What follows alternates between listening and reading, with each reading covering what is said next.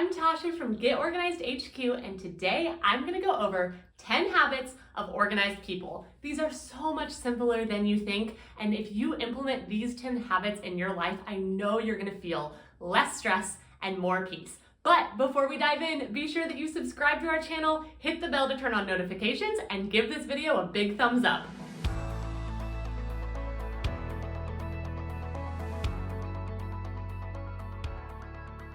All right, let's dive right in. I'm sure you've heard of number one, and that is make your bed. A made bed transforms a room with very little effort. And so if you want to live an organized life, make it a habit to make your bed every day. Maybe after you brush your teeth, after you have breakfast, or when you're getting ready in the morning. Just go ahead, take 2 minutes, make your bed. You'll be glad you did. Number two, organized people close cabinets and drawers.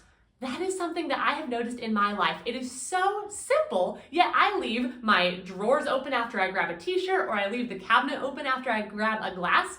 An organized home has closed cabinets and drawers. It takes about 2 seconds longer, literally, and your home will already feel so much more organized. So if you want to be organized, close your cabinets, close your drawers. You're gonna notice a big difference with not a whole lot more effort. Number three, don't leave dishes for more than 24 hours. Now, a good rule of thumb would be to not leave dishes in the sink overnight so that you can wake up in the morning to a clean kitchen. But I know everyone's schedules and lives are different, so maybe it works best for you to wash dishes in the morning or at lunchtime. Whatever it is, pick a time every day that you will have a clean sink so that every day you're getting the dishes done. There's nothing to sit and get stuck to the dishes or anything like that.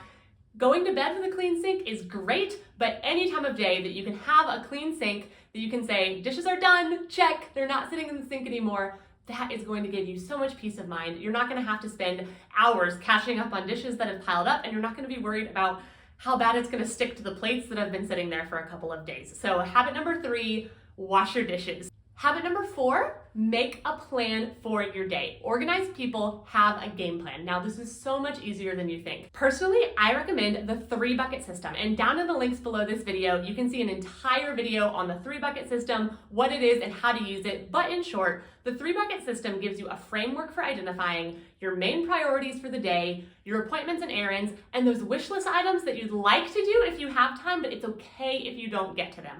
It just gives you a framework and a roadmap for where you're going, and that makes such a big difference. I know in my own life, whenever I don't have a plan for my day, I kind of feel like I'm wandering aimlessly. I don't feel like I'm getting a whole lot done, but when I have a list to refer back to and say, yes, I got that done, I feel so much more productive. So habit number four, plan your day. The 5th thing that organized people do is they have a plan for processing their paper. Now, this may be a daily habit that you check in with your paper processing area every single day, could be a weekly habit, or it could simply be that as soon as you touch a paper, you deal with it. So if you pull a bill out of the mail, you turn around and you pay that bill so you don't have to think about it again. That is called the one-touch rule. You may have heard of it. If that doesn't work for you, that's okay. Just make sure that you have a space where you're putting important papers and that you know when you're going to go back to them so you don't have overdue bills or just stress of paper piling up everywhere and not being sure what to do with it.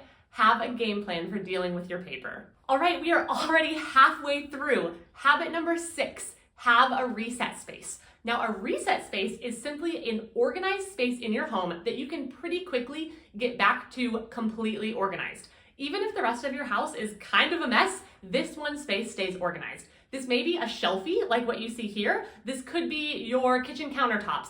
It could be making your bed and getting the laundry off the floor. Whatever it is, have one space in your home that is always pretty close to being reset.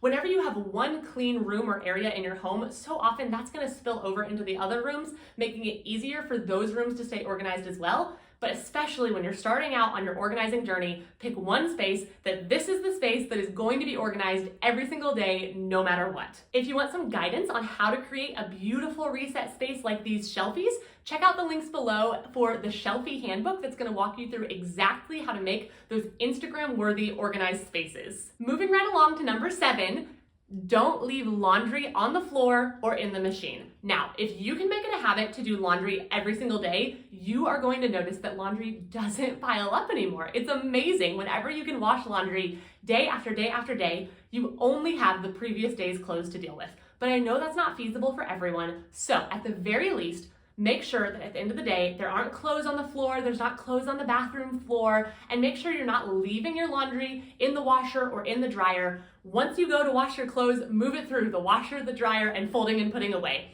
Organized people have a plan for their laundry and they're constantly moving it through to the next step so that their clothes are clean and they don't have to worry about playing catch up for a couple of hours on a Saturday with their laundry. Habit number 8 is to tidy up daily.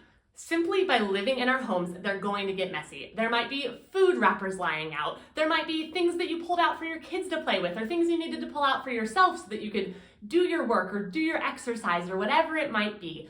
So every single day, have a time where you go around and just do a basic tidy up. This doesn't need to take any longer than 10 minutes, but it's a good time to put books away that may have been pulled out, or rolling up your yoga mat that you pulled into the middle of the living room to do a YouTube video or something like that. So tidy up every single day just to get those little things out of the way to avoid all of the little clutter, all of the little messes from piling up. Habit number 9 is keep lists. Now, what lists you keep is probably dependent on who you are and what you need. A couple of lists that are really helpful for me to keep are a list of things that I need to buy. So if I run out of olive oil while I'm cooking, I write it onto this list right here so that I know, hey, next time I'm making a grocery list or going to the store, I need to pick up olive oil. Another list that I really like to keep is a future to-do list. I like to know where I'm going. So even if I'm not gonna get it all done today, I like knowing, okay, next month-ish I need to do this, or next week I need to do this. And then, apart from that, going back to point number 4 about planning your days, I take that future to-do list and that's what I pull my daily to-dos off of. So if you want to live an organized, stress-free life, keep lists. That's gonna keep you from having to hold all of that information in your brain. Once it's out on paper, you're allowed to let it go from your brain because you know you won't forget it. And the very last habit of organized people, keep adapting. Organization needs change. Your personal needs change, your circumstances, your surroundings, everything is constantly changing. And so just because there was one organization system that was serving you in the past doesn't mean that it's serving you today. So if something isn't working, don't fight it, don't make it work, and don't feel like a failure just because something that used to work isn't working anymore. Keep adapting, keep changing your systems. A great example of this for me is our controllers for our PlayStation and Switch in the living room.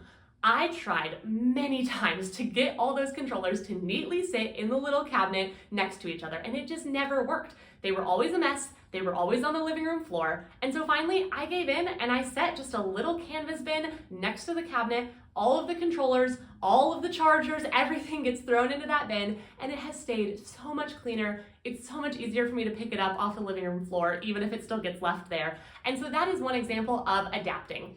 Throwing everything into a canvas bin didn't sound like the most organized option, but it's the most functional option, and it's far more organized than when we were fighting everything and it was never working and it just never fit in the space that we had. So keep adapting, don't give up, and say no to shame whenever something that you've tried in the past isn't working for you today. Well, that's it. Those are the 10 habits of organized people. Did I miss any? Let me know in the comments, and we'll be back next week with even more organizing goodness.